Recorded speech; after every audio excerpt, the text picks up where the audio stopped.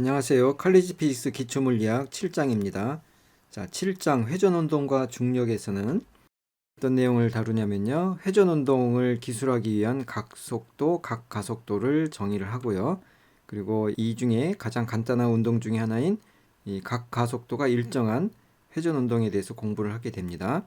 그리고 이러한 회전운동의 대표적인 예가 원운동 있죠. 원운동. 그래서 3절, 4절에서는 원운동에 대해서 공부를 하고요.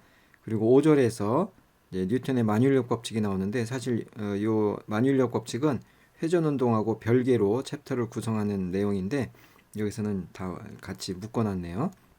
자, 이런 내용을 공부하겠습니다.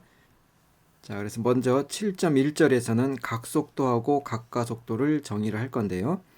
우리가 앞에서 일직선에서 움직이는 직선 운동을 공부를 했었죠. 그때 위치를 정의하고 위치가 변하는 변이, 그리고 얼마나 빨리 변하느냐 속도, 그리고 속도가 변하는 비율, 가속도를 각각 정의를 했었는데요.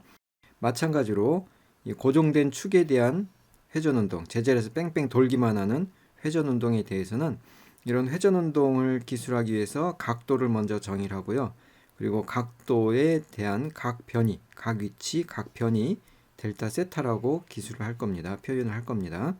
그리고 이런 각 변이가 얼마나 빨리 변하느냐, 얼마나 빨리 돌아가느냐를 정의하는 각속도 오메가, 그 다음에 각 속도가 변할 수 있는 변하는 비율, 각가속도 알파를 정의를 하게 됩니다.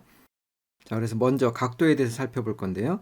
각도라고 하면 우리가 이제 30도다, 60도다 하는 그런 값을 알고 있죠. 자, 그런데 이때 30이다, 60이다 하는 이 숫자는 이 각도를 표시할 때 사용하는 숫자이지만 이게 30도다 하라고 할 때 30이라는 의미를 갖고 있는 것이 아닙니다. 이 어떤 절대적인 값의 의미를 갖고 있는 것이 아니라 이 한 바퀴 삥 돌았을 때 360도죠. 한 바퀴 삥 돈 것에 대해서 30 정도의 비율로 360분의 30 정도의 비율로 각도가 돌아가 있다 하는 그런 의미입니다. 그러니까 상대적인 값이 됩니다. 그런데 이러한 각 변이나 각 속도, 각 가속도를 이제 우리가 정의하려면 시간에 대해서 나누기로 정의가 되는데 이때 이러한 그 60분법에 따른 상대적인 값을 대입하면 안 되고요. 이 각도가 갖는 어떤 절대적인 값의 개념을 대입을 해야 됩니다. 그것이 이제 라디안이라는 각도의 단위로 표시를 하면은 이 각도 자체를 절대적인 어떤 값으로 대입을 할 수가 있게 됩니다. 자, 그래서 라디안이 어떻게 정의되냐면 라디안을 정의하려면 우리가 부채꼴 있죠. 부채꼴. 일반적인 부채꼴이 있을 때 부채꼴의 반지름과 중심각과 호의 관계가 있을 때 요 호의 길이는 반지름에다가 중심각을 곱한 그런 관계가 있죠. 이 관계로부터 이제 세타를 이제 생각을 해보면 세타는 호의 길이를 반지름 r로 나눠준 것을 각도로 정의할 수가 있습니다. 이렇게 이제 정의된 각도는 단위를 라디안으로 표시를 합니다. 그러면 1라디안의 값이 얼마냐? 이게 1이 되는 거니까 S하고 R이 같아지는 것이 1라디안이 되겠죠. 그래서 1라디안은 바로 호의 길이하고 반지름이 같을 때 그런 부채꼴의 중심각의 크기를 1라디안으로 정의한다. 그렇게 알면 되겠습니다. 참고로 1라디안은 57.3도 정도가 됩니다. 자, 그러면 우리가 알고 있는 이 60분법 중에서 한 바퀴 삥 돌면 360도라고 알고 있잖아요. 그 360도에 해당하는 라디안은 얼마가 되느냐 하는 건데요. 한 바퀴 삥 돌면 이 호의 길이가 원둘레가 되는 거죠. 원주 2파이 r이 됩니다. 그래서 2파이 r을 r로 나누는 것이 되니까 2파이가 남죠. 그래서 2파이 라디안이 한 바퀴 삥 돌아간 그 한 번 회전할 때 각도가 된다 하는 것을 알 수 있고요. 우리가 많이 쓰는 거는 180도가 파이 라디안이다 하는 관계를 이제 많이 사용합니다. 이건 잘 기억을 합시다.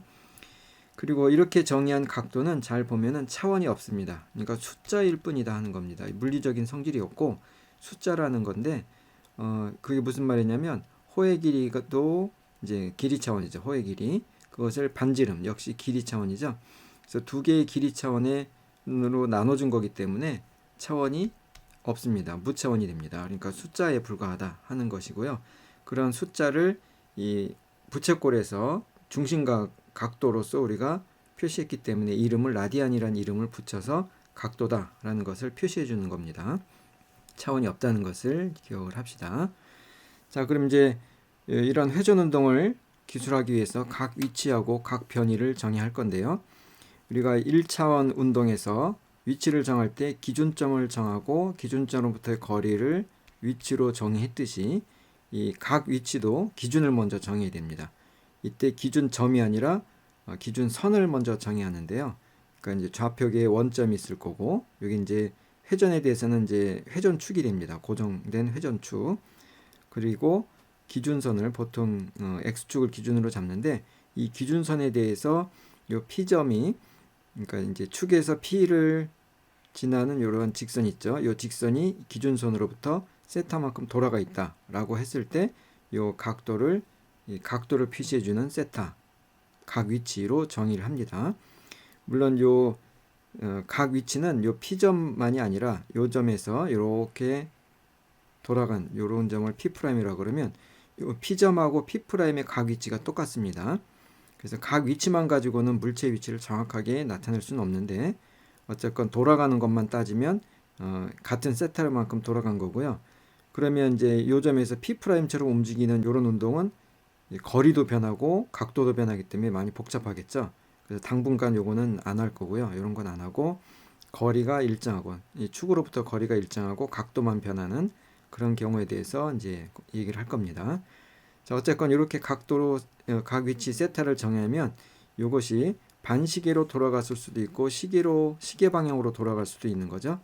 그래서 각 위치도 이제 회전 방향이 1차원에서 오른쪽이냐 왼쪽이냐 두 가지 방향이 있는 것처럼 이 각도도 시계 방향이냐 반시계 방향이냐 두 가지 방향을 얘기할 수 있습니다. 그래서 이때 세타를 이 반시계 방향으로 돌아간 각도는 양의 방향으로 정의를 하고요. 시계 방향일 때는 음의 방향으로 정의를 합니다. 부호의 약속이니까 잘 기억을 합시다. 그리고 이러한 이제 회전이 일어난다 그러면 이 P점이 여기 가만히 있는 게 아니라 더 돌아가는 거죠. 이렇게 해서 더 돌아가서 여기까지 간다 하면은 각도가 더 돌아간 건데, 그런 각도의 변화를 각 변이로 정의할 수가 있습니다. 그래서 각 변이 델타 세타는 정의에 의해서 델타가 나중 빼기 처음이니까 나중 세타에서 처음 세타를 뺀 것을 델타 세타로 정의할 수가 있는데요. 이 그림에 있는 것처럼 A점에서 B점까지, 자, 각도가 세타 I 각도에서 세타 F 각도로 이렇게 더 변한 건데, 이것이 이제 이 차이, 각도 차이가 델타 세타가 되면 되는 거죠. 그것이 식으로 표시하면 이렇게 되는 거고, 여기서 델타 세타가 양수면 반시계 방향, 그 다음에 음수면은 시계 방향으로 돌아간 것을 의미하게 됩니다.